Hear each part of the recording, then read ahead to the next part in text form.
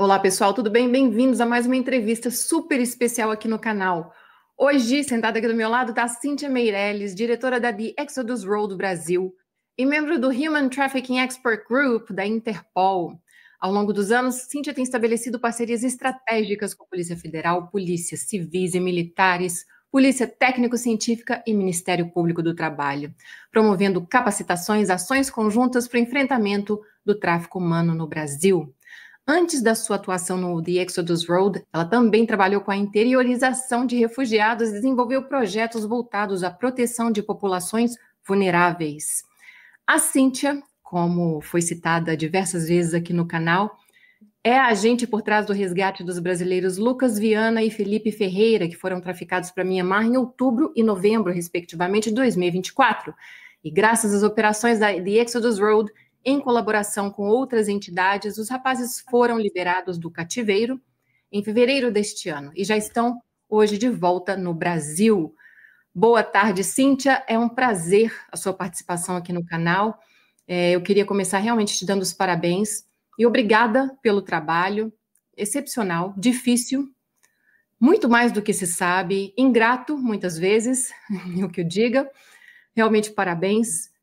E eu acho que tem todo mundo curiosidade para saber como é que é o percurso, né, de uma pessoa que trabalha com um assunto desse, com um tema desse. Como surgiu o interesse em trabalhar no enfrentamento contra o tráfico de pessoas? Bom, primeiro, Dani, eu quero te agradecer, quero te parabenizar pela sua dedicação de vida. Eu acho que falar de tráfico de pessoas é uma missão de vida. Não é um tema, a gente abraça, né? Então, parabéns. E já respondendo a sua pergunta, eu sempre trabalhei com olhar para as margens. E o que são essas margens? São aqueles crimes, são as pessoas, são as situações de que ninguém quer olhar. É a situação da invisibilidade, que ninguém imagina que acontece. Então, eu fui convidada pela ESO dos Estados Unidos para começar esse trabalho no Brasil e eu aceitei. Então, eu começo esse trabalho há 5 anos no Brasil, entendendo que eu preciso olhar para as margens. Maravilha. Então explica para a gente como é que funciona, o que é, né, e como funciona a Exodus Road. Bom, a Exodus é uma organização americana que nasceu na Tailândia, acho que todo mundo perguntou sobre isso. O porquê a gente nessa região é porque nós temos uma base na Tailândia. Hoje nós estamos na Tailândia, na Filipinas, Índia, Estados Unidos, Brasil e um outro país da América Latina que a gente não menciona por uma questão de segurança. Hoje no Brasil a gente tem um objetivo que é trabalhar e oferecer capacitação, entendimento do que é o tráfico de pessoas para as agências de segurança. E também a gente oferece tecnologia para as agências de segurança para que elas possam implementar o que elas entenderam, o que elas aprenderam do que é o tráfico e assim ter uma investigação com muito mais sucesso. Acho que um dos crimes mais difíceis de tipificar, um deles é o tráfico de pessoas. Então, a Exodus hoje no Brasil, ela faz, e ela tem parceria, fizemos aí 2 campanhas para a Polícia Federal. A gente tem uma campanha que a gente fez com a atriz Tayla Ayala, que é uma campanha que correu aí o Brasil para todo mundo. Maravilhosa. Uhum. Então, a gente tem feito aí esse trabalho e estamos começando com um trabalho que é a questão da educação e da prevenção de crimes relacionados à internet para crianças. Então, a gente faz várias coisas e o que menos a gente faz é propriamente o resgate. Mas esse caso veio por conta de que a gente tem a base na Tailândia. Exatamente. Existe um pensamento, Cíntia, que é muito fácil, não é fácil, né? Essa é uma palavra errada, mas que eu não vou me resguardar, vou aceitar uma proposta duvidosa, porque daí a Cíntia vai lá, a Dani vai lá, ou a Polícia Federal vai lá me tirar do cativeiro. Eu vou tentar a minha sorte. A pessoa sabe que já está enviesada, a pessoa sabe, Cíntia, mas ainda assim ela embarca, né? Então, fala pra gente um pouquinho desse pensamento do perigo dele. Eu acho que as pessoas, primeiro, elas precisam entender que a gente está falando de uma região aonde não existe um suporte de fácil acesso. O que eu quero dizer com isso? A Polícia Federal, ela não tem uma base na Tailândia, ela não tem uma base em Bangkok. Então, ela não tem uma base em Laos para que numa situação como aconteceu com o Lucas e com o Felipe, eles possam ir e ter acesso a uma polícia que vai ajudá-los. Então, assim, já começa por aí, né? Essa dificuldade de ter essa ajuda. E eu acho que os jovens, eles sempre têm aquela mentalidade do tipo, isso não vai acontecer comigo. Isso aqui não vai acontecer comigo. Isso é porque, sabe por quê? Porque o fulano que está lá que me chamou é meu amigo. Porque é a rede da pirâmide, né? É o amigo que chama o amigo. Então ele não desconfia, ele simplesmente acredita que com ele vai ser diferente. E tá tudo bem acreditar nisso. Só que até que ponto eu vou me colocar a minha vida numa situação de risco? Isso vale para as meninas que querem ser modelo, que é, eu acho que o mais comum, né? A proposta de ser modelo, porque falaram que eu sou linda e eu vou trabalhar na Europa, na agência tal. Gente, presta bem atenção. Desconfia. Que empresa é essa? Da onde veio esse convite? Ah, recebi do Instagram, recebi de não sei aonde, e aí já foi para uma outra plataforma a conversa.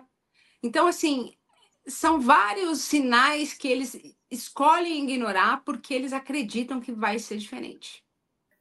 O pessoal briga comigo quando eu falo, principalmente para as candidatas a modelo, tem que fazer o teste do espelho. O pessoal briga comigo, gente, mas né, eu prefiro que briguem comigo do que ter uma mulher estribuchada no meio da rua, não sei onde, em qualquer lugar do mundo.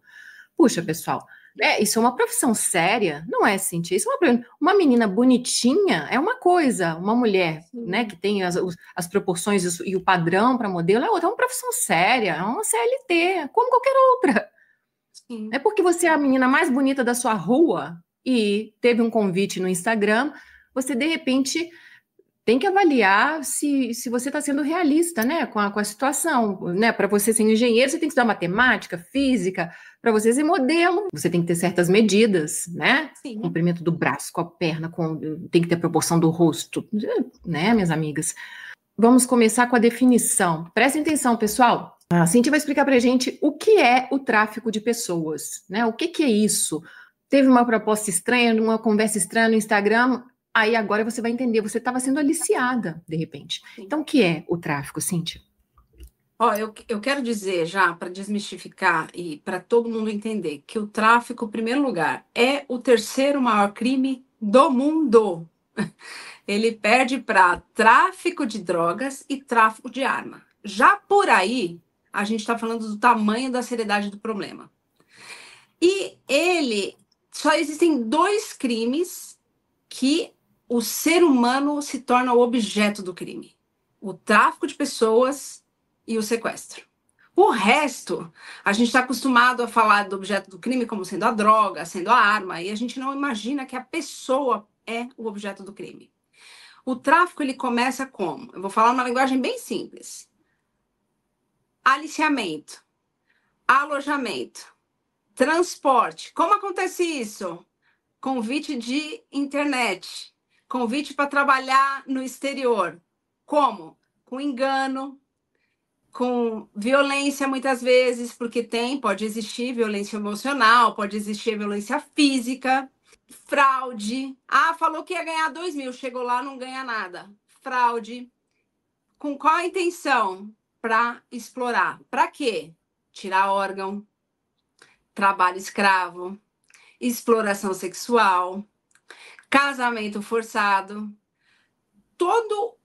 Eu vou abrir aqui a discussão, não sou jurista, tem a finalidade de explorar o ser humano e mentiu, fez tudo isso, tirou documento, tráfico de pessoas. Recebeu proposta que tem viagem. Ah, mas aí eu não estou indo para o exterior, eu estou indo aqui para o Amazonas.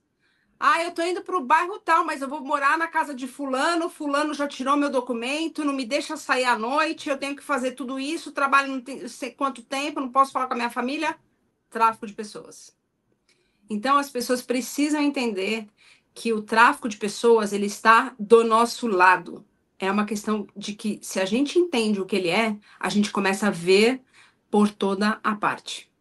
Aquilo que eu sempre falo, pessoal, é um crime invisível. Ele é invisível. Por quê? Você não sabe quem é. Passa no aeroporto ali, você não sabe quantas pessoas provavelmente estão sendo traficadas e você não vê, é invisível. Por quê? Porque não parece com o cara lá, aquilo que você está acostumado com o tráfico de drogas, eu sempre falo, que tem, né, um certo tipo de população. Não é isso, não. Um crime de cima para baixo. É muito dinheiro, olha o que ela falou, muito dinheiro. Mas, Cíntia, a minha prima, a minha tia, a minha mãe tá na Europa. Super bem. Manda uma mesa cheia de vinho caro, assim, em cima da mesa, tá uma maravilha. Ela trabalha lá no spa. E ela falou: filha, vem pra cá trabalhar também. Minha patroa tá precisando de alguém para olhar a filha dela, a filhinha dela. Eu tô meio desconfiada porque minha mãe, eu não sei se a minha mãe realmente trabalha no spa, se ela faz outra coisa, porque a condição de vida dela tá muito boa pro spa, mas eu acho que eu vou arriscar. A minha prima tá me chamando. Como que eu posso avaliar essa proposta, Cíntia? Sempre a primeira questão é: que spa é esse? Vamos lá, vamos dar um Google. Nome. Segunda questão: vou trabalhar no país X. Calma, você vai trabalhar? Já começa que vai ter que ter um visto de trabalho. Se é uma empresa séria, você tem que ir por meios legais, de documentação legal. Se você já vê que não tem site, que não tem uma informação ou pessoas dizendo sobre o que é o spa, não existe visto de trabalho, desconfie, porque você pode estar entrando num golpe. E o lance é que eu digo que o aeroporto é a nossa última possibilidade de parar essa pessoa. Quando ela entrou naquele avião e ela foi para um país de destino, esquece. Ela já vai estar dentro da rede. O que essa rede funciona? Vamos falar as claras aqui da questão da exploração sexual, que é o maior volume de brasileiras sendo levadas para a Europa. Chegou lá, não tem opção, tirou o passaporte, já tem dívida, eles vão provavelmente colocar droga, porque qual mulher vai se submeter a fazer programas se não tiver droga? E aí você destrói essa mulher, você tem todas as ameaças, as violações do direito dela, e aí acabou o ciclo para ela, porque para ela sair de um ambiente desse, ela já está destruída, ela já está viciada na droga. Então esse resgate ele é muito difícil. Porque não é só o resgate físico de eu tirar essa mulher de lá. É como eu vou reconstruir a vida dessa mulher. Quais são... Isso é uma questão que o Brasil precisa discutir. Quais são os programas que o Brasil tem para receber essa vítima de tráfico de pessoas?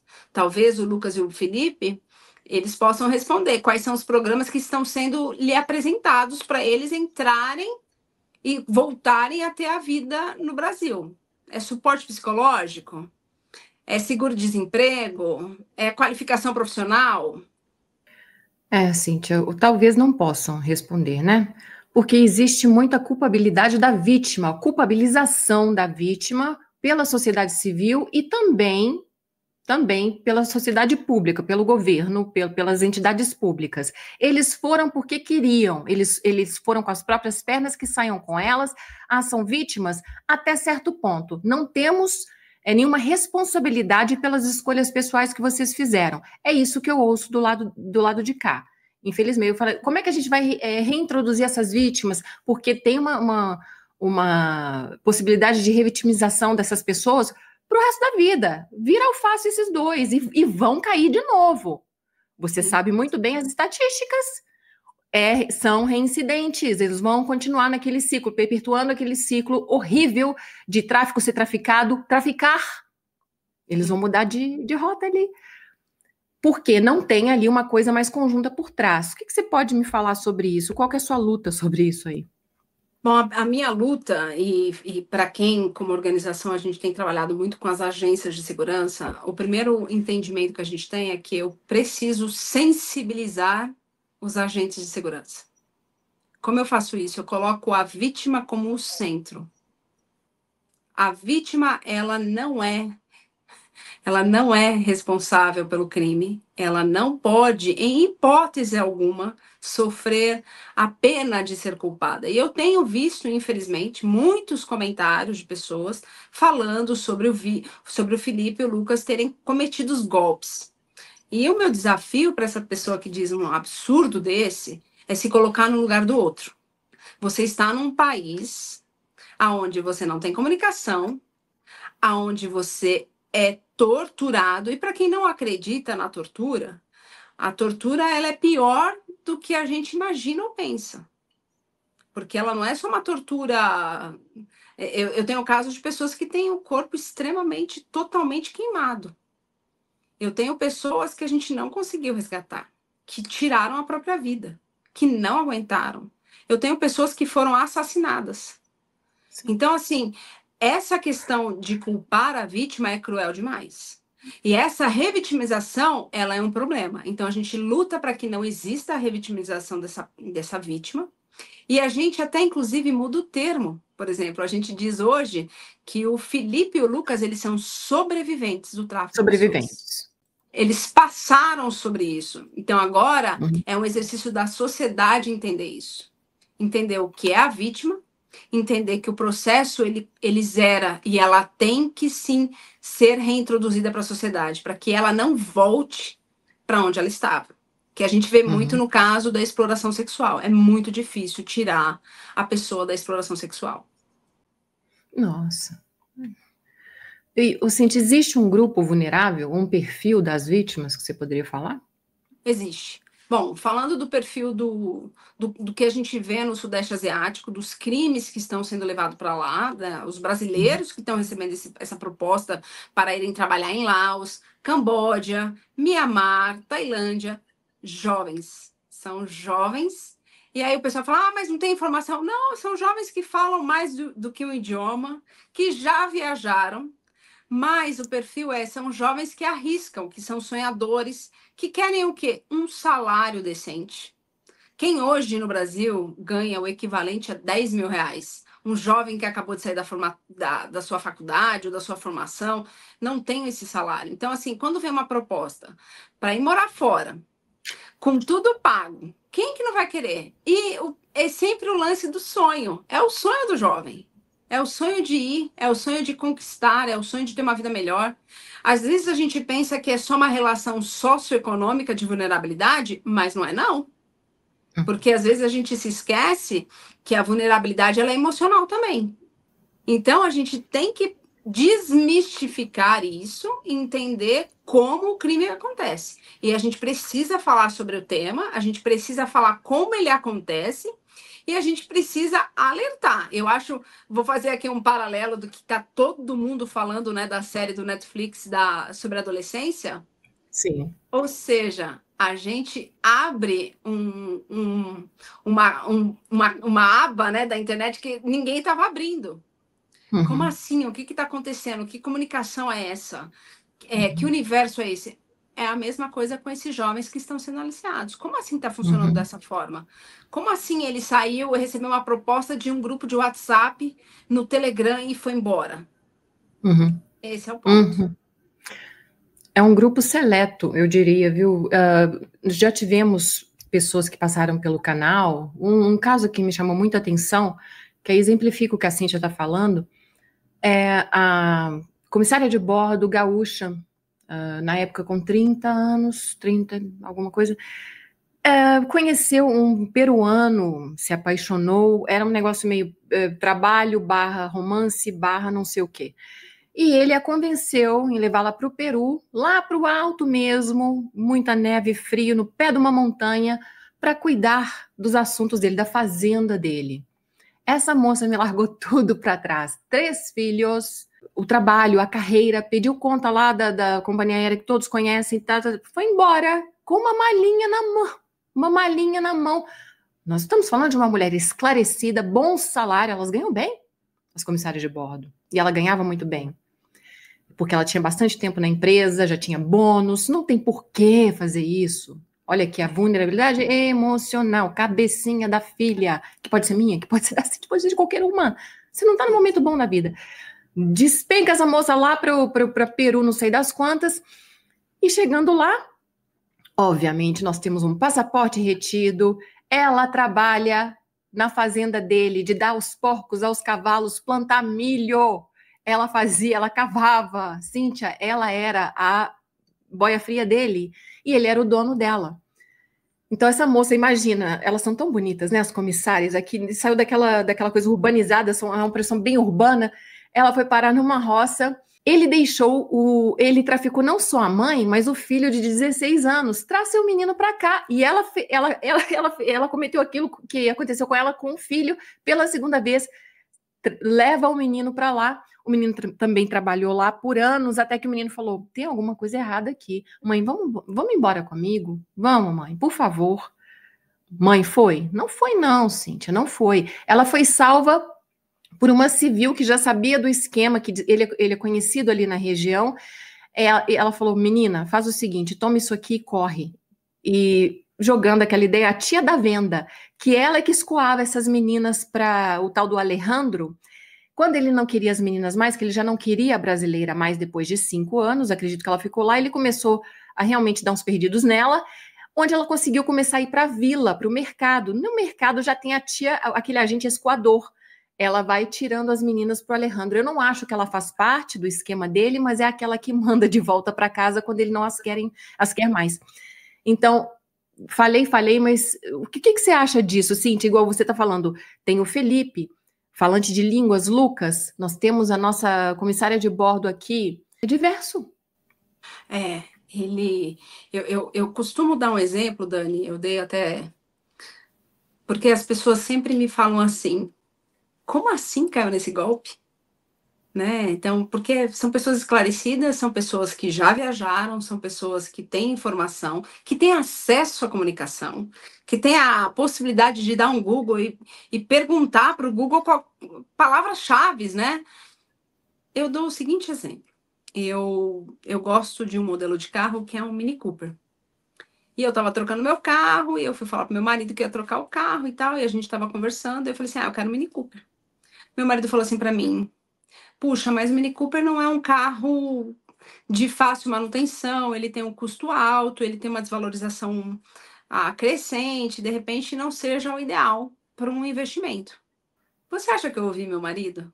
Quando eu queria o carro, que eu queria o carro? Não, Essa é a lógica. Não ouviu. Esse é o ponto. Então, quando você coloca aquilo na cabeça, porque ele te dá uma resposta de algo que você quer, ou que você sonha, ou que você deseja, você se cega para ouvir. Você não funciona com a lógica e com a razão. Por quê? Porque você quer acreditar que aquela história de amor é uma história de amor. Porque o trabalho que você vai fazer é o trabalho que vai te dar a realização, o salário, a possibilidade de conhecer o mundo. Esse é o problema. E aí você ignora todos os sinais, porque os sinais estavam lá. Então, assim, as pessoas precisam voltar ao filme, as pessoas que foram vítimas, se elas quiserem analisar, e olhar quais foram os sinais que foram dados que elas ignoraram. E nós que estamos aqui dizendo e apontando, nossa, como é que cai num golpe desse? Ser um pouco mais humilde, ser um pouco mais humano, ter um olhar de empatia, entender que nós poderemos estar nesse lugar. Porque hoje eu vejo uma população extremamente vulnerável emocionalmente, que inclusive a gente abre uma discussão para quem está consumindo o crime. Então, por exemplo, vamos lá. As pessoas que estão se relacionando online com pessoas pela internet, que abrem a sua vida, que abrem o seu coração, que acreditam que aquela pessoa do outro lado ali é uma pessoa real, essa pessoa, ela está sendo feita pela inteligência artificial. Inclusive, a inteligência artificial muda o idioma, muda o tom de voz, é capaz de criar tudo. E as pessoas, elas não estão sabendo diferenciar o que é real e do que não é real.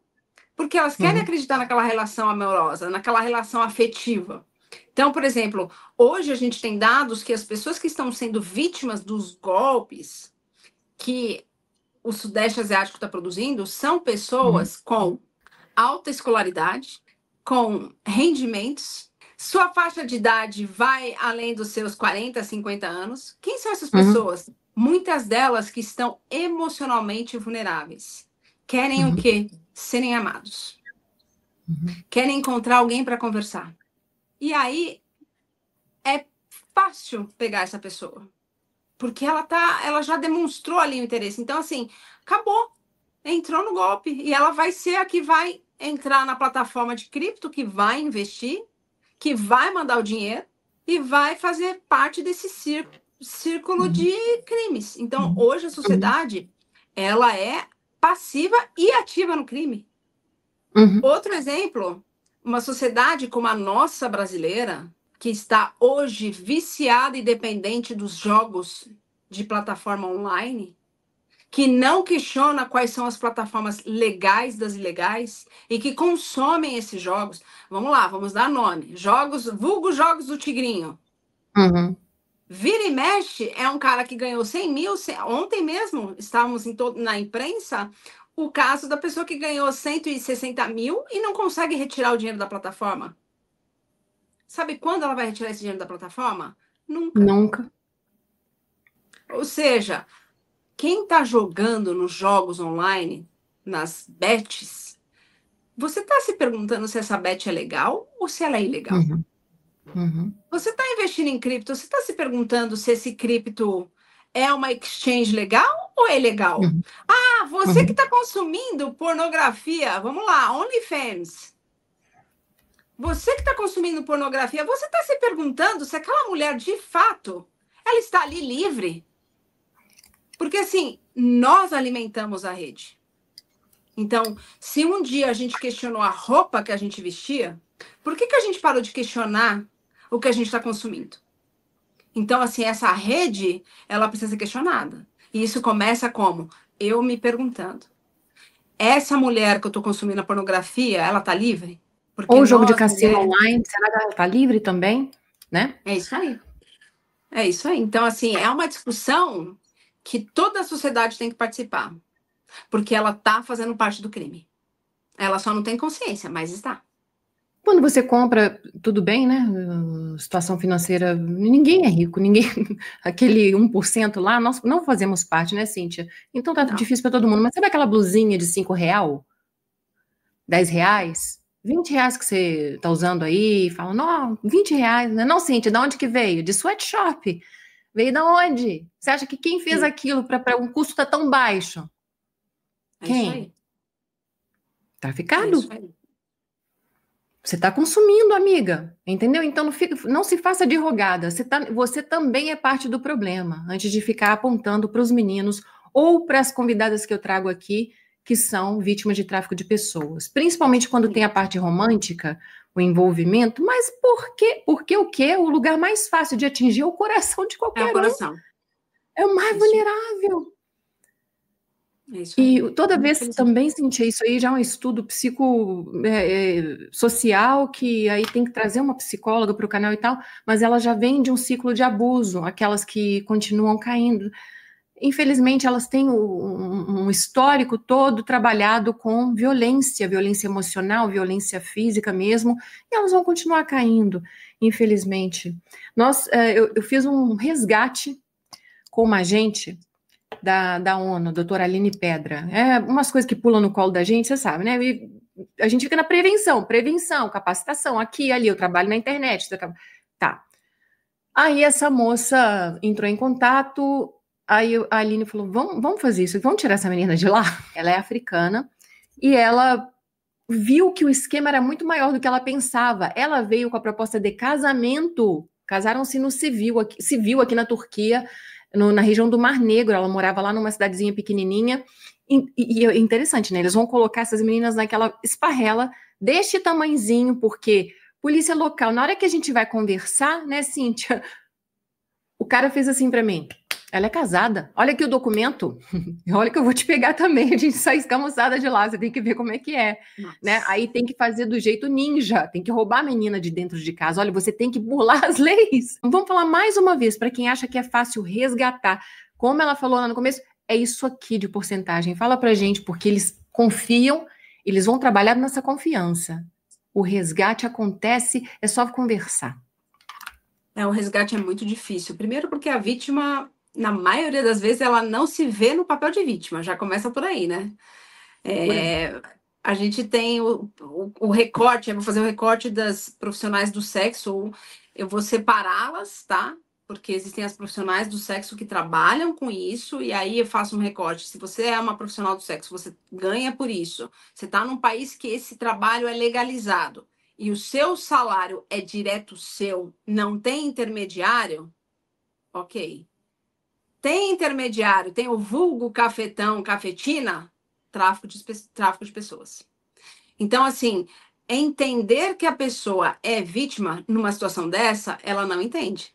Ela fala assim: ah, mas é minha tia, é meu tio, meu padrinho, ele me dá casa, ele me dá comida, ele paga meu remédio, ele tá ajudando a minha mãe que tá doente, ele me deixa viajar. Não, ela não é boazinha. Essa pessoa, ela tá te explorando. Então, a gente precisa fazer um trabalho também para a vítima se entender que ela está sendo violada. Então, e quando tem essa relação afetiva do abuso, ele é muito pior. Porque quebrar essa relação afetiva demanda muito trabalho. E assim, é trabalho de terapia, é trabalho com gente que tem informação para falar e para falar sobre o tema, para, eu diria que reescrever essa história é muito difícil o resgate das pessoas. Primeiro porque é muito fácil voltar para o lugar que a gente tirou. Então, essa é a nossa maior preocupação do ciclo da volta que a gente não consegue resgatar.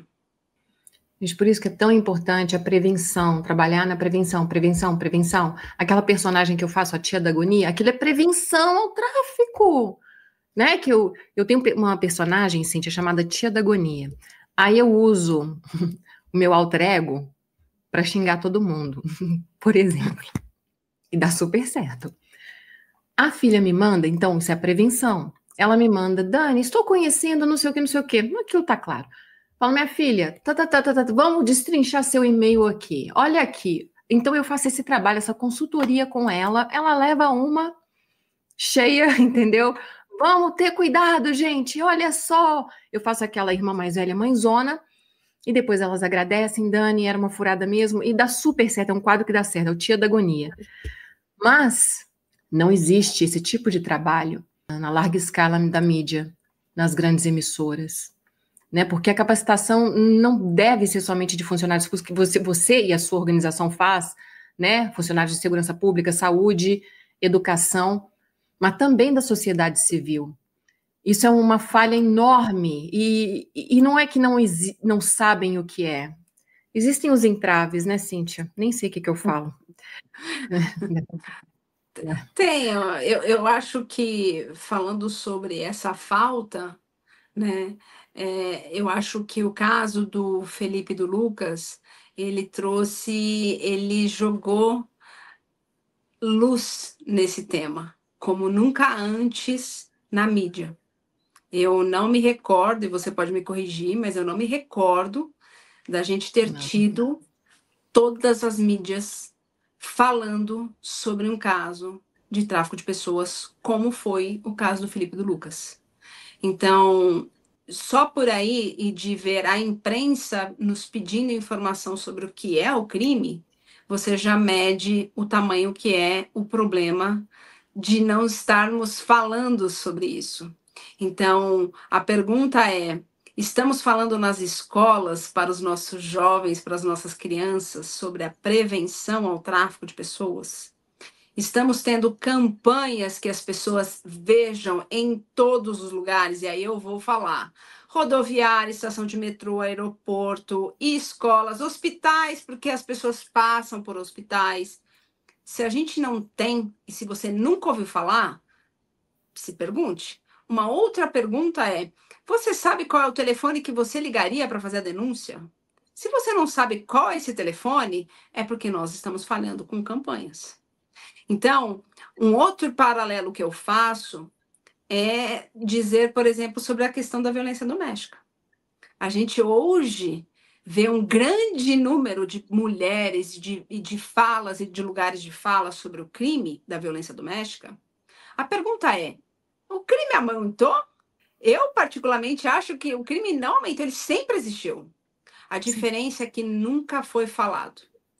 A diferença é que nunca foi dito, nunca foi dado nome. Não tinha política pública. Por conta de hoje termos, as mulheres se sentem a vontade de falar: opa, peraí, estou sendo vítima de violência. Opa, isso aqui é violência, eu não sabia. Então, eu acho que o tráfico de pessoas, ele está nesse lugar hoje.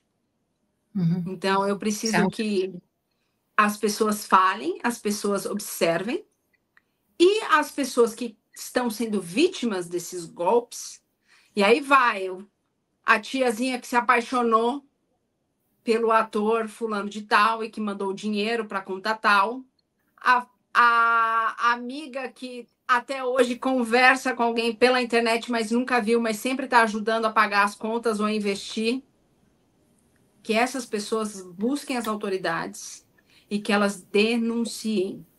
Porque se elas não denunciam, o crime ele fica subnotificado, ele fica inexistente. Então, nós primeiro precisamos, as pessoas que sofrem os golpes, elas precisam se despir da vergonha, né? Porque às vezes é uma questão de vergonha. Sim. Como assim eu caí num golpe? Então, elas precisam se despir disso. E o nosso trabalho também como sociedade civil é fazer com que os policiais, os agentes da segurança pública, eles tenham uma sensibilização para ouvir. Para que, por exemplo, geralmente uma oitiva onde a vítima é uma mulher, tenha dentro da sala uma policial feminina. Sim. Para que ela não tenha que ficar contando a história também, muitas vezes, 20 mil vezes. Porque escutou, fala com um investigador, depois tem que falar com outro, e depois tem que falar com outro, que isso não exista. Então, um trabalho de formiga, é um trabalho que demanda tempo, mas é um trabalho que tem que todo mundo dar a mão de todo mundo para a gente falar assim: opa, o que está acontecendo, o que está falando? Então, eu como organização, como sociedade civil, eu faço muito pouco. Mas a gente não pode desistir. E a gente tem que vir todo mundo junto. Então, Dani, como você está aqui hoje falando sobre isso, que essa é a sua pauta, você está fazendo algo que é fenomenal, é informação. E você nunca vai saber quantas vidas você salvou. Você nunca vai saber esse número. Mas esse é um trabalho seu, que você não sabe qual foi a decisão que uma pessoa mudou depois que ela te ouviu, depois de um alerta seu. Então, hoje você faz algo que não existe e não está existindo nesses órgãos e nesses atores que a gente não vê no Brasil. Sim. E uma coisa que me incomoda bastante é quando eu aconselho, por exemplo, o golpe do nude, né? Ela está oferecendo material pornográfico ali para o cara, ele está comercializando aquilo de alguma maneira e ela acha que está namorando, né? A coitada acha que está namorando. Eu falo: tipo, minha senhora, faz o seguinte, vá à delegacia tal, e tem que levar as provas, né? Ai, Cíntia, é uma coisa muito complicada. Infelizmente, né, vocês sabem que eu não poupo mesmo, elas levam caradas nas delegacias. Não tem uma da mulher aqui perto de casa, mas levei carada na da mulher também. Aí complica, Cíntia, sabe? Não tô querendo falar mal, porque não são todas, claro, mas é difícil. Ela fica coagida, acontece, fica, como a Cíntia falou, subnotificado, porque a pessoa não tem coragem de entrar lá, principalmente o golpe do nude, que é uma coisa tão muito difícil, você vai ter que abrir as provas, e as provas é aquilo ali, né, Cíntia? Leva a carada da pessoa, dali do escrivão ali, o cara do começo, aí depois, até chegar no delegado e leva a carada e meia. Não dá, Cíntia, isso é muito complicado. Aí a mulher fica pior do que ela entrou. Ela vem aqui falar comigo: Dani, por que você falou para eu ir na delegacia? Quase não sei o que, sabe, fizeram comigo isso e aquilo lá. Infelizmente, eu tenho que concordar que isso acontece, e por isso que o nosso trabalho é justamente insistir nesse oferecimento de treinamento e capacitação para as polícias, para que elas tenham esse olhar de cuidado com a vítima, que coloque a vítima no centro da investigação, é a partir da vítima. Então, isso é uma jornada, né? Então, eu sou aqui, talvez, fazendo um papel que seria um papel de Estado, e não é meu. Mas a gente está entrando. Eu digo que é o lance do vácuo, né? Se existe um vácuo ali, você vai tomar aquele. Você vai ter que entrar naquele lugar e fazer. A sociedade civil, ela não substitui o Estado. Mas a pergunta é: onde que está o Estado para fazer algo? Porque, assim, os dados que o Brasil tem hoje de tráfico de pessoas, eles não são condizentes com o tamanho do Brasil. Não. De maneira nenhuma. De maneira nenhuma. Então, onde que estão esses dados? Esses dados, eles estão no site, provavelmente, do Ministério da Justiça, né? São dados que não expõem e que não transparece com a realidade do terceiro maior crime do mundo, que, segundo a ONU, acho que são 50 milhões de pessoas em situação de tráfico de pessoas. Sim. Então, quantas vítimas o Brasil tem ou teve no último ano? O Brasil é um grande agente escoador. O que sai de gente daí não é destino final normalmente, também é. Mas, né, Cíntia? Vocês são retiradas daí e mandadas para vários lugares. Cadê os números? Não temos. Muito pouco. É a mesma pergunta, né? O Felipe e o Lucas ouviram que tem 8 brasileiros em Mianmar. Onde estão esses brasileiros? Quantos são esses brasileiros que estão no Sudeste Asiático? O que estão fazendo? Temos essa informação? Estão pedindo socorro? Nós, da organização, depois do caso deles, já recebemos pedidos de socorro de várias pessoas. Então, nós não substituímos a polícia e nós não podemos deixar que as pessoas tenham mais confiança na sociedade civil do que nas forças de segurança do nosso país. As polícias, elas precisam ocupar esse lugar que pertence a elas. Então, no caso, a gente muitas vezes faz uma intermediação. Eu acho que você já deve ter tido casos de pessoas que procuraram você e não procuraram a polícia. Diversas vezes. Isso acontece sempre, 9 em 10. Então, esse é um grande problema. Errado. Tá errado. Isso tá ao contrário, tá ponta cabeça. Sim. Então, essa é a nossa dificuldade, porque quando eu vou para a vítima, eu falo assim, mas você precisa colocar a denúncia junto à autoridade policial. A polícia não me responde bem, a polícia não fala comigo, você não sabe o que me perguntou. Tem isso. Então, a sua colocação ela é muito pertinente, porque, infelizmente, a gente vê isso acontecendo. São vários casos. Liguei para o Disque 100, inclusive gravados aqui. Liguei, vítima do tráfico de pessoas para Bermuda, uma senhora já de idade, uma pastora. Ela achou, foi com a premissa que seria pregadora na igreja lá. E uma tal de Karina, o nome verdadeiro da cidadã, a Karina supostamente convidou essa senhora para fazer um trabalho de pregação na casa da Karina, que estava caindo. Ela não estava bem com o esposo e tal. O que ela fez? Ela fez a senhora de escrava. Aí já não tinha passaporte, aí já não tinha alimentação, ela podia comer só aquilo que estava mofado, passado, ela tinha um armário das coisas que ela não jogava fora, ela colocava nesse armário que a senhora podia comer, alimento mofado, não podia sentar à mesa com a família, e ela foi como amiga da Karina, né? Supostamente é o que a senhora conta. Ela consegue voltar porque a tal da Karina foi presa por um golpe de sorte. Ela teve uma situação lá que ela bateu na mulher do advogado e prenderam lá à noite. Foi no que a tia conseguiu escapar. Chegando no Brasil, ela liga para o Disque 100. 1, 2, 3, 4, 5. E documentada ela foi esperta, ela estava com o telefone, porque ela deixou. Eles desligaram o celular, o Wi-Fi, para ela não poder falar com a família. Clássico. Ela ticou tudo ali, ó. Não tem como a gente que está do lado de cá, do 100, falar do Disque 100, falar. Não, olha, senhora. Não tem olha, senhora, para esse caso. Você vai ver que aqui é clássico. É o clássico, é o 101. Não quis ser levada a sério, eu tenho provas. Manda pro WhatsApp aí. Entendeu? É muito complicado, gente. Aí depois vocês ficam atrás de mim aqui, nossa, a Dani tá falando mal do governo, vocês também, né, do nosso país, entram em contato comigo, às vezes falando, puxa, Dani, dá uma maneirada, meus amigos, eu quero trabalhar com vocês, não é contra vocês. Eu Eu fico acho que numa exasperada. situação dessa, o desafio é, diz que sim agora, ligue, pega o telefone e ligue.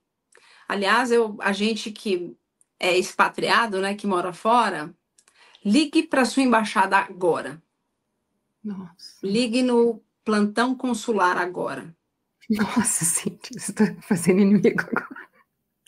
Eu estou fazendo uma pergunta, eu estou fazendo uma colocação, porque assim, seja assaltado na sua viagem para qualquer país e procure a sua embaixada. A questão ela é muito mais densa. A gente está pegando aqui um problema, Dani, que a gente precisa desnudar. Então, eu estou fazendo o desafio, diz que sim, diz que... Eu vou falar um outro recorte, Dani, que eu já tive uma situação que a gente estava no interior do estado de Minas Gerais, e a gente estava fazendo uma palestra, e a gente estava informando os canais de denúncia. E a gente fala, diz que sim. Vira uma senhorinha para mim, muito simples. Ela olha para mim e fala assim, é o 1, o 0 e o 0? Então, eu quero dizer que a gente está esquecendo que o canal de denúncia para a pessoa que é o analfabeto funcional, como é que ele funciona? Ele funciona? Eu vou fazer uma outra colocação. Nós aqui somos privilegiados porque nós estamos utilizando a internet agora. Sim. E quem não tem internet? Que está lá nos rincões do Brasil, que não existe a internet acessível. Como que essa comunicação chega para essa pessoa? Aí a gente já faz um recorte aqui. Analfabeto, esquecido pelo poder público e que está sendo aliciado. Como essa pessoa vai fazer a denúncia? Qual campanha está chegando lá? Porque assim, a gente está falando de lugares que a forma de comunicação é a rádio. Eu não escuto rádio mais. Quais são as campanhas que estão sendo criadas para atingir todos esses público-alvos aqui que a gente está falando? Então, assim, quando eu falo do desafio de ligar, é porque realmente a gente tem que se colocar nessa situação.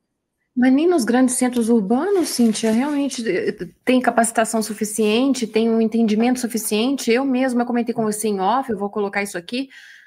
Somos convidadas, né, para fazer entrevistas e tal. Nós temos que educar os jornalistas a respeito do crime. Não é culpa deles, não. Por que eles não sabem? Por que as pessoas, a classe pensante do nosso país não sabe ainda o que é? E é isso. Eu falo por mim mesma, Dani. Eu comecei a trabalhar na Êxodos há 5 anos. Eu trabalhava com reassentamento de refugiados e imigrantes. E nunca me foi passado, ou eu nunca me atentei à questão do tráfico de pessoas. Então, eu começo a trabalhar uma pauta, um tema, que eu não tinha a menor noção. E eu tô falando de 5 anos atrás. Então, assim, eu sou essa pessoa ignorante e fui essa pessoa ignorante. Isso, exatamente. Então, por que eu fui? Porque eu nunca ouvi falar. Bom, eu sou nascida e criada no Brasil, eu nunca ouvi falar. Eu viajo por todos os aeroportos, eu ando na rua, as pessoas do meu círculo de amizade, elas me perguntam, elas falam assim, nossa, não tinha ideia. Minha família também. Daniele, o que é? Entendeu? O que você está fazendo? Que você fica falando que você fica brava na internet? Isso é minha família. O pessoal não sabe o que está acontecendo. Não, pai, isso é tráfico de pessoas, não sei o quê. Realmente as pessoas... Por que isso não está? Gente, o telecurso... Eu sou da época, eu sou mais antiga. Então, eu sou da época do telecurso do 2º grau. Um negócio assim. Um programa lá às 6 horas da manhã que a gente está aprontando para sair. Maravilha! É ali, ó, que a gente pode encaixar no comecinho. Já tivemos novela, porque, né, um país que consome muitas novelas. A Salve Jorge, aquilo já foi um empurrão para o pessoal entender o que é tráfico. Não é só de drogas, não é só de maço de cigarro, é também de gente. Glória Pérez, maravilhosa. Mas isso tem que ir para a sala de aula também, gente, porque é ali, ó, que começa. Vítimas em potenciais existem em qualquer lugar, mas elas estão ali. A escola é a porta de entrada de muita coisa também, como é ambulatório, né? Sim. Por que, Cíntia, você acha que está tão difícil de levar isso para uma aula de biologia, de ciências sociais, do ensino médio que eu estou falando? Por quê? Ai, olha, eu quero pensar que não teve o estalo ainda, porque assim, quando a gente conversa aqui, a gente vê que as pessoas estão dizendo estamos fazendo. Existe, mas na realidade, ali na prática, você não vê o negócio acontecendo. Então, eu acho que falta ter um estalo de urgência, assim como está tendo o estalo de urgência hoje de falar da prevenção dos crimes cibernéticos que as crianças e os jovens e os adolescentes estão sendo acometidos. Então, é um assunto de urgência. E é um assunto que o governo precisa entender como urgente e necessário. Obviamente, às vezes é alguém que está sentado aqui, naquela cadeira de poder que tem essa sensibilidade ou não para entender isso. Então, o que a gente faz é criar os alertas, é criar movimento, é aproveitar o movimento, é educar a imprensa, como eu te falei, você me menciona. A gente teve sim situações e foi interessante porque os próprios jornalistas eles falavam assim: me desculpa estar fazendo essa pergunta, mas eu não sabia o que era. Então, você faz um trabalho que a própria elite pensante não estava sabendo, ela não tinha esse olhar, porque é uma necessidade hoje falar sobre isso. Então, acho que precisamos ter mais. Caiu, Cíntia. Peraí, eu vou voltar. Eu acho que estranho. Eu tô aqui, mas que estranho. Voltei. Gente, não, eu vou deixar isso passar. Vocês estão entendendo aqui, né? Isso aqui é a parte esotérica do trabalho. Toda vez que eu estou falando de tráfico de pessoas e que tem uma entrevista mais difícil, ou que tem uma vítima aqui com uma situação muito complicada, ou uma sobrevivente, como disse a Cíntia, você viu, né? Não foi. Eu estou esperando que daqui a pouco eu vou cair também. É sempre assim, Cíntia, é impressionante. Eu vou deixar isso aqui passar para vocês verem que eu não estou brincando. Viu? Como é que o equipamento dela de repente deu um blackout lá? É assim. Impressionante. Cíntia, a gente tá. Bom, já entramos aqui mais de uma hora, já te segurei, porque Cíntia está no Brasil, está trabalhando e você mora nos Estados Unidos, né, Cíntia? Me conta um pouquinho de você, Cíntia. Você é paulista? Paulistana? Paulista, nascida em São Paulo, mas mora nos Estados Unidos e trabalha no Brasil. E trabalha no Brasil. Então, roubei esse tempão da Cíntia aqui. Pessoal, se eu não perguntar, eles vão me matar. Os meninos, como é que foi isso? Como você ficou sabendo de Felipe, de Lucas, e como é que foi aquela negociação lá, e a milícia para cá, e governo para... Não, conta pra gente o que puder da retirada dos meninos de lá, por gentileza.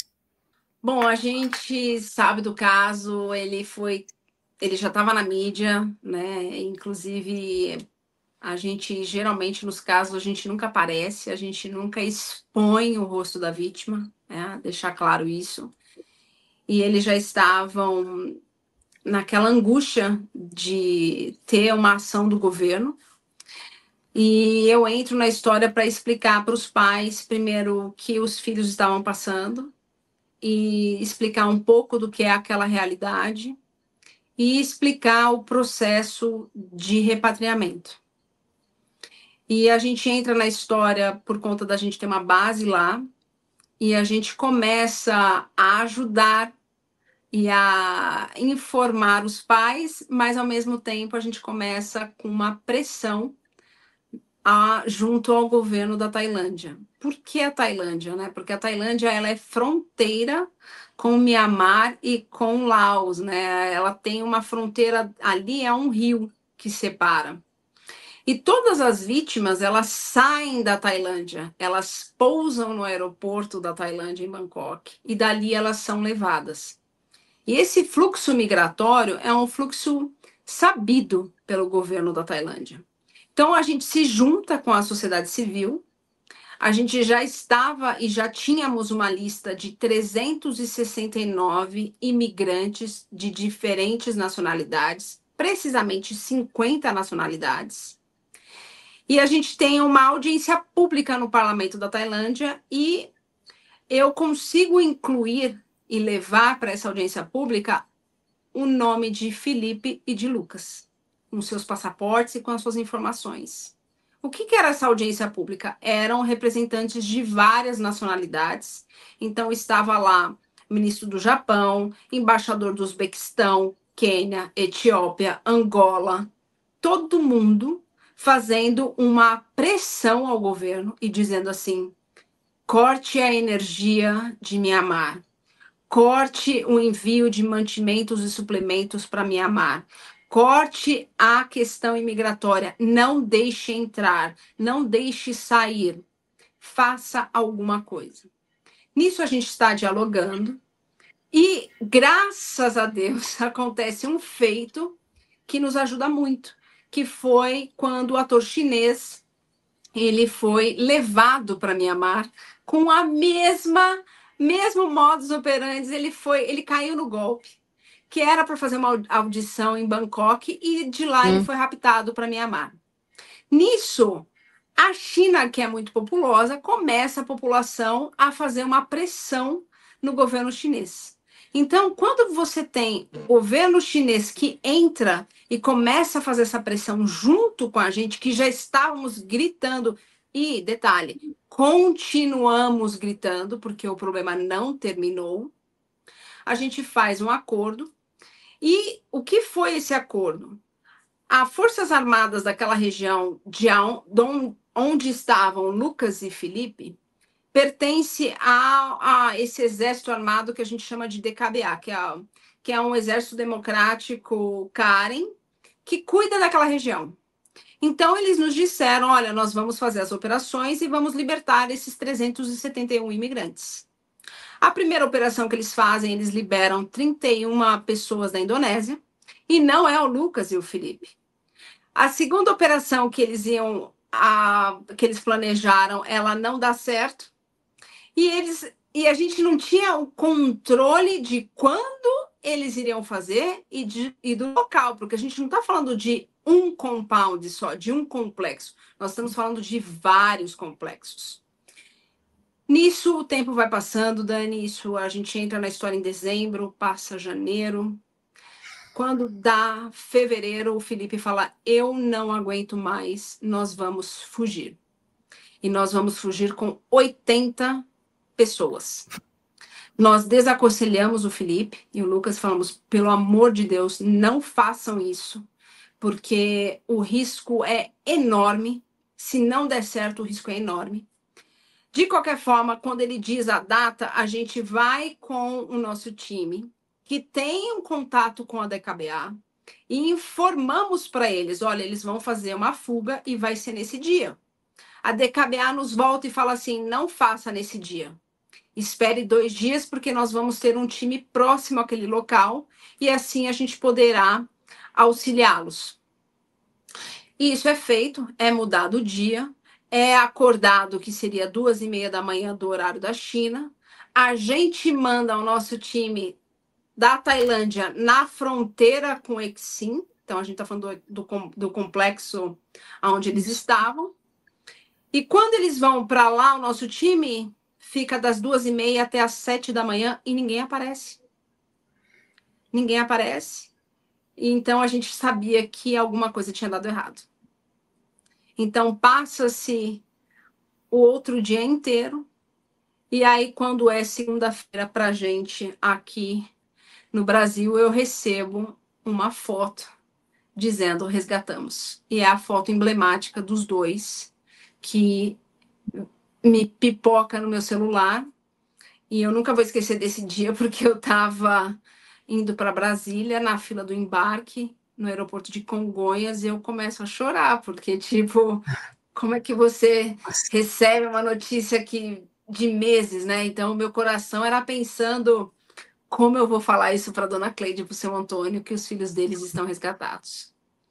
Então, a gente comunica, o seu Antônio e a dona Cleide, de que a gente tinha tido sucesso e eles estavam salvos. E eles são levados, né? A DKBA leva para um centro deles e depois eles atravessam a fronteira para a Tailândia. Quando eles atravessam a fronteira para a Tailândia, que é o centro que a Tailândia tem para fazer todo o processo migratório, ali a gente termina a nossa missão e passa a missão, então, para a Embaixada Brasileira da Tailândia, que fez um trabalho excepcional, a Embaixada da Tailândia, e foi lá e resgatou, e já tinha todo o processo que a gente começou lá atrás com os pais sobre qual é o fluxo da repatriação. Eles já tinham ido na DPU, já tinham feito a carta de hipossuficiência, ou seja, esse processo acabou sendo um processo que ajudou para que o governo liberasse a autorização da compra das passagens deles. Então, esse foi o nosso trabalho. Obviamente, por trás disso tem muita negociação, tem muita reunião, tem muitas noites sem dormir. Eu acho que as pessoas elas não têm noção do que é o envolvimento e do que foi o envolvimento emocional nesse caso, porque a gente está falando de um fuso horário maluco. Então, Sim. eram as madrugadas que o seu telefone toca, é a madrugada que você começa a trabalhar, é a madrugada que você começa a conversar. E eu quero dizer que nessa história tem 2 atores que foram essenciais e que foram primordiais para esse resgate. O primeiro deles chama-se Paz, chama-se Seu Antônio e Dona Cleide, porque eles incessantemente gritaram e pediram ajuda para todo mundo. E o segundo ator que foi assim essencial para que isso acabasse, tivesse a pressão, chama-se mídia. Então, pela primeira vez, a gente vê o poder que a imprensa teve na resolução de um caso desse. Então, por que eu digo isso? Porque até hoje, eu não sei se vocês acompanham, mas hoje a gente começou a ver muito mais gente, os atores, falando sobre cartilhas, sobre informações de tráfico, coisas que antes não existiam. Então, essa foi a história.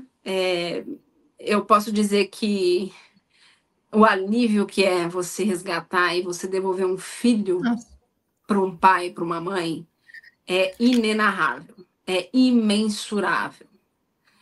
Ontem nós estivemos juntos, a gente se encontrou, todos Como é que eles estão? nós. Eles estão super bem, claro, nas suas batalhas emocionais, nas suas lutas, mas eu observava mais, sabe, Dani, eu observava mais a dona Cleide e o seu Antônio. Ai. Porque Nossa. é outra alegria. Então, a minha gratidão por esses pais é imensa porque eles nunca desistiram. E porque eles mobilizaram quem eles podiam. Nossa, Enquanto demais. que ninguém estava fazendo por eles. Por eles. E eu tenho que acrescentar também aí a Ana Paula, a prima do Lucas. A Ana Paula foi... eu até falei com a Ana Paula, dá uma, né, senta aí e vai descansar depois que tudo aconteceu, porque essa moça, eu soube de você pela Ana Paula, porque eu não conhecia a Cíntia antes, pessoal. Eu fiquei sabendo da Cíntia através da Ana Paula, então isso tudo que ela tá falando aqui, que aconteceu, que não aconteceu, eu sabia de ter, como se fosse uma terceira parte pela Ana Paula. Eles não pararam. Ana Paula não dormia, Cíntia não dormia, não tem isso. Você não tem ideia do que eles passaram, que a Cíntia passou. E eu tava tendo notícia pela Ana Paula, tá? Só querendo falar, assim, eu fico até emocionada. Não foi fácil. Não. Eu recebi a notícia aqui, tá? Parabéns, Cíntia, sinceramente. Não, eu somo aí, Dani. Eles não foram os nossos primeiros, né? A gente resgatou 6 outros brasileiros. Uhum. E você vai somando. A minha organização, ela simbolicamente, a gente às vezes muda o nome das pessoas, né? Aqui os outros que a gente resgatou, eu jamais vou mencionar os nomes. Mas a minha organização, a gente tem pedras. E a gente escreve o nome de cada vítima que a gente resgatou nessas pedras. Para quê? Para que aquilo seja um memorial e que a gente nunca esqueça. Uhum. A gente nunca sabe o que a gente vai produzir, porque às vezes a gente tem uma utopia, não vou mudar o mundo, não vou conseguir mudar o mundo. E eu tenho para mim que se eu mudar o mundo de alguém, eu já mudei o mundo. Nossa. Então, a gente mudou a vida do Lucas e do Felipe. A gente mudou a vida do seu Antônio e da dona Cleide.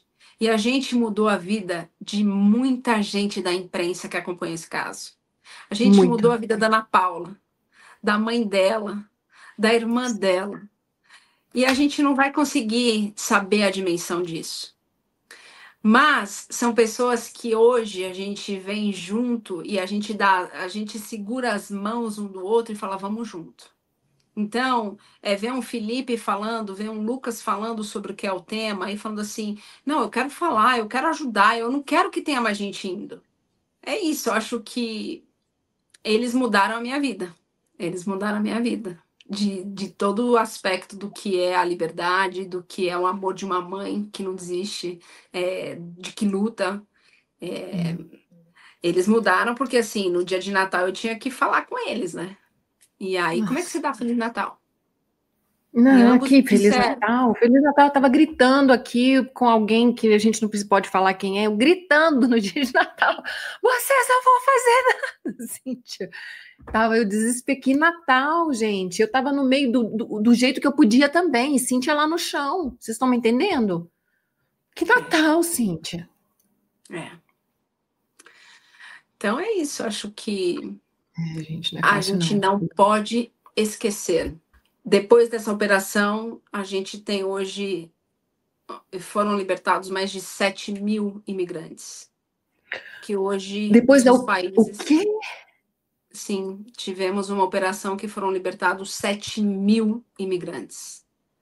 Então, a gente continua lá, a gente continua lutando. A luta hoje é para que esses países, né, a gente está falando de países muito pobres, que não têm embaixada lá, para que façam o repatriamento dessas vítimas. Para que voltem e busquem os seus cidadãos, entendeu? E tragam eles de volta para casa. Só que a gente está falando de uma região que tem 300.000 vítimas. E eu preciso lembrar que, enquanto eu estou aqui conversando com você, tem uma galera lá lutando para que eles saiam de lá. Eu vou te fazer uma pergunta que é bem inocente que eu recebo, mas é justa. Dani, não dá para fechar esses galpões, não? E prender esse pessoal? Não dá não, Dani, porque a gente está falando de um crime daquela região que movimenta 3 trilhões de dólares, segundo a ONU e a Interpol. É o PIB da França. Por ano. Então tem muita gente ganhando muito dinheiro. Sempre que eu falei, não tá na base da pirâmide, tá lá em cima. O crime é de cima para baixo. Dani, não entendi. Amiga, a gente vai ficar... Vamos tentando. A gente vai tentando, uma hora a gente entende, né, Cíntia? Uma hora a gente entende. Infelizmente. Olha, tem mais alguma... Olha, eu vou falar. Foi um prazer conversar com você. Eu realmente não vou te segurar mais, porque por mim a gente ficava aqui horas, horas. Pessoal, vamos dar aquele super bem-vindo, acolhedor para a Cíntia aqui nos comentários. Eu quero, assim, de maravilhosa para cima, tá? Eu quero muito amor para ela, para Êxodos, e para os meninos, e para todas as vítimas. E passem esse vídeo para frente, recortem, tá? O que vocês quiserem. Geralmente nos vídeos de tráfico eu não preciso de me pedir permissão para fazer nada, só passar para frente, no toque-toque, onde vocês quiserem. Só passar para frente, porque é muito importante que as pessoas fiquem sabendo e ajudar. A gente está tentando fazer aqui. Ajuda a gente a ajudar, ajuda a gente também, porque vocês viram que a Cíntia falou, a imprensa está acordando, estão falando. Esse caso dos meninos, né, Cíntia, foi emblemático mesmo para dar um... Vamos continuar a levar isso para frente, né? Mais alguma coisa, minha querida, que você gostaria de acrescentar? É isso. Denunciem. Na dúvida, pequem pelo excesso. Achou que denuncie. Você pode salvar uma vida e você nem imagina. Então, eu quero te agradecer por essa oportunidade. Parabéns pelo trabalho. Parabéns por ter esse chamado de missão. Precisamos de mais Danis falando sobre isso. Muito, muito obrigada. Foi um prazer enorme te conhecer. E eu gosto de pensar que ninguém solta a mão de ninguém. A gente soma forças e nós não dividimos espaços. Obrigada, obrigada e obrigada. Ah, que maravilha, Cíntia. Nossa, fala bem, é linda, é educada, salva vidas, né? Ó, o 4x4 da Cíntia tá, ó, beleza. É isso, pessoal. No Mais Gerais, vejo você agora. Eu vou tentar, porque, Cíntia, a gente está aqui numa peleja com as mães de Aia, que é um outro assunto, e o pessoal tá, Dani, eu não aguento mais ver as mães chorando, eu quero ver a tia. Mas vocês vão me prometer que a tia vai voltar, a tia da agonia vai voltar, mas vocês vão ouvir o que ela vai falar, porque ela tá ali prevenindo o tráfico de pessoas. Não é só rir, não, porque aí eu coloco mineirês, eu sou mineira, né? Aí a personagem fala de uma certa maneira, eu carrego no sotaque e tal. Nossa, é o meu programa favorito, mas não é só rir, não. Vocês têm que entender o que a tia tá falando também, né? Sim. Então tá bom. Até a próxima, Cíntia. Tudo de bom. Parabéns. Prazer. Obrigada. Beijo. Tchau, tchau. Tchau, querida. Tchau, tchau. Tchau, gente. Tchau. Tchau, tchau.